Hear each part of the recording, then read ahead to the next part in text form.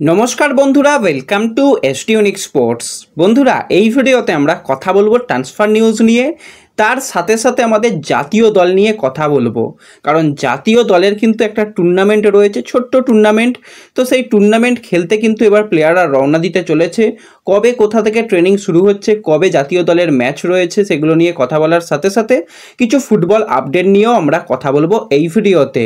তাই ভিডিওটা শুরু থেকে শেষ পর্যন্ত দেখো, আর ভিডিও ভালো লাগলে সকলে একটু লাইক শেয়ার করে দিও। আর যারা চ্যানেলে প্রথমবারের জন্য এসেছো, মনে করে চ্যানেলটাকে সাবস্ক্রাইব করে তার পাশের বেল আইকনটাকে অন করে রেখো, তাহলে তোমাদের প্রিয় দলের খেলার সমস্ত আপডেট তোমরা এখানে পেয়ে যাবে। তো চলো আর দেরি না করে ভিডিও শুরু করা যাক। তো প্রথমেই যদি আমরা কথা বলি একটুখানি আমাদের জাতীয় দলের ম্যাচ নিয়ে, তো আমাদের ভারতীয় দল কিন্তু ট্রিনেশন টুর্নামেন্ট খেলতে চলেছে। সেখানে সিরিয়ার সঙ্গে মুখোমুখি হতে চলেছে মরিশাস। প্রথম ম্যাচ আমাদের 3রা সেপ্টেম্বর মরিশাসের সঙ্গে সন্ধ্যা 7:30 থেকে, এবং তার পরের ম্যাচ রয়েছে 9ই সেপ্টেম্বর সিরিয়ার সঙ্গে সন্ধ্যা 7:30 থেকে। তো দুটো দলের মুখোমুখি আমরা হব। তো 3 তারিখে ম্যাচ, মানে বুঝতেই পারছো যে আর কটা দিনই হাতে সময় রয়েছে। তো মানালোর আন্ডারে প্রথমবারের জন্য কিন্তু আমাদের জাতীয় দল খেলতে চলেছে, এবং মানালো বেশ কিছু ভালো ভালো প্লেয়ারকে নিয়েই কিন্তু স্কোয়াড ঘোষণা করেছে।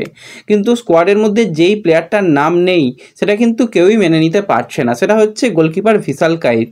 তো ভিশাল যেরকম পারফরমেন্স করছে তার অবশ্যই কিন্তু জাতীয় দলে ডাক পাওয়া দরকার ছিল। কি কারণে তাকে বাদ রাখা হয় সত্যি জানা নেই। তো ইস্ট বেঙ্গল থেকে কিন্তু ডাক পেয়েছে প্রফসকান সিং গিল।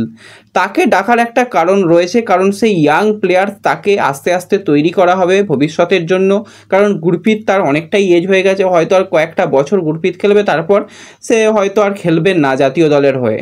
তো সেই জন্য কিন্তু প্রফসকান সিং গিলকে ডাকার সিদ্ধান্তটা সঠিক সিদ্ধান্ত। তো আর অমরিন্দর সিংকে কেন বারবার ডাকা হয় বুঝি না। অমরিন্দরের পারফরমেন্সও যে আহামরি খুব ভালো থাকে সেরকম নয়, তবু অমরিন্দর বারবার সুযোগ পেলেও ভিশাল সুযোগ পায় না। তো সেই জিনিসটা তো একটা খারাপ লাগার জায়গা রয়েছে। তার সাথে সাথে ইস্টবেঙ্গল থেকে কিন্তু দুজন প্লেয়ার বাদ পড়েছে। প্রথম যে প্লেয়ার সেটা হচ্ছে লালচং নুঙ্গা। অবশ্যই তাকে বাদ দেওয়াটা সঠিক সিদ্ধান্ত, কারণ তার যা পারফরমেন্স হচ্ছে ক্লাবের জার্সি গায়ে, মানে জঘন্য পারফরমেন্স। আর লাস্ট যখন দেশের হয়ে খেলতে গিয়েছিল সেখানেও এত খারাপ পারফরমেন্স ছিল তার, প্র্যাকটিসেও মানে কিছু বলার নেই। তো লালের পারফরমেন্স খারাপের জন্য লালকে বাদ দেওয়া হয়েছে।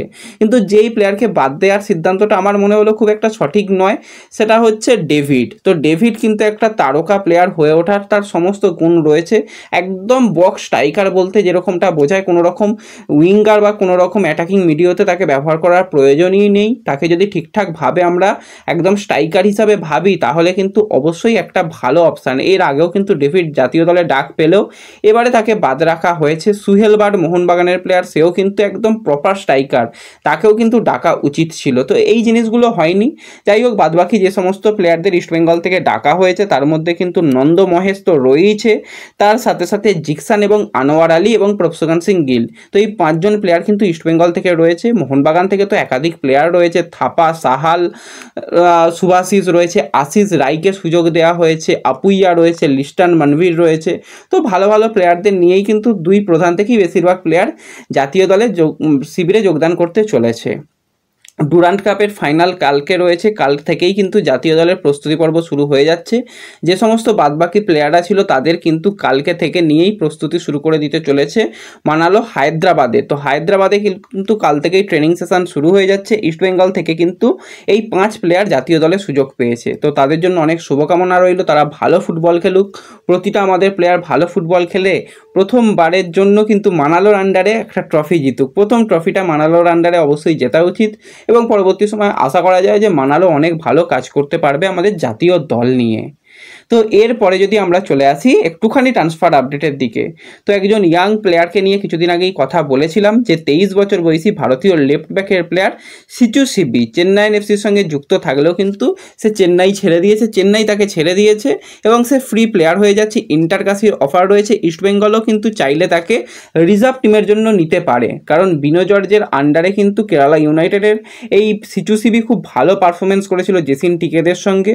তো সেক্ষেত্রে তো একটা সেই কেরালার যোগসূত্র থাকছে, সেক্ষেত্রে বিনজর চাইলে কিন্তু তাকে নিতে পারে।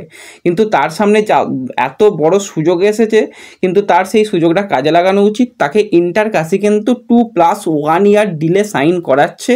তার সাথে সাথে কিন্তু ইন্টার কাশি তাকে বাইরে অর্থাৎ অ্যান্ডোরার ফার্স্ট ট্রায়াল লিগের ক্লাবে তাকে খেলতে পাঠাচ্ছে। ক্লাবের নাম হচ্ছে ইন্টার ক্লাব ডি এসক্লাডাস। তো সেই ক্লাবের হয়ে কিন্তু 1 বছরের লোন ডিলে তাকে পাঠানো হচ্ছে। 2+1 ইয়ার ডিল কিন্তু ইন্টারকাশি করেছে। তো খুবই ভালো কিন্তু এটা একটা সাইনিং হয়েছে ইন্টারকাশির জন্য।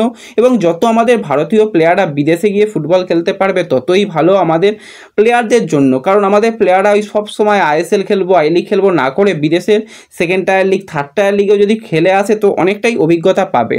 তো এই C2CB কিন্তু এবার বিদেশের মাটিতে যেতে চলেছে।